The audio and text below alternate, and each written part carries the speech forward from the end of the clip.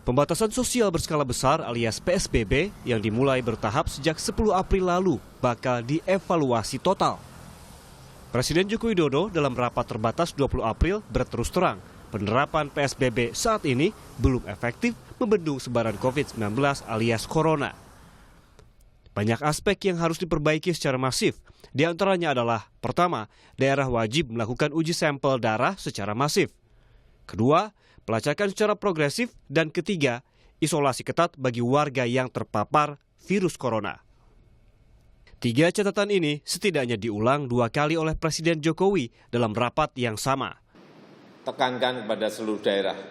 Sekali lagi, pengujian sampel yang masif, pelacakan yang agresif, dan isolasi yang ketat.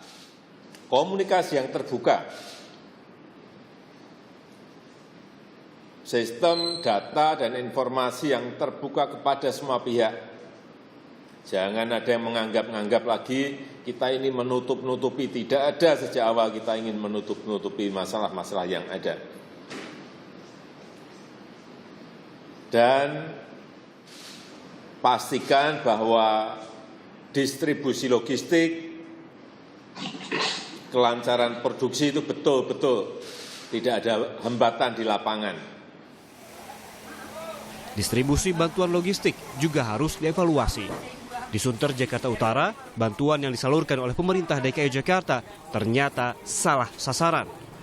Alih-alih diberikan pada keluarga prasejahtera, paket bantuan justru diterima keluarga mampu. Yang kita bingung, kenapa kok ekonomi dari warga kami yang ekonominya cukup mampu, tapi kok mendapat bantuan bansos seperti ini.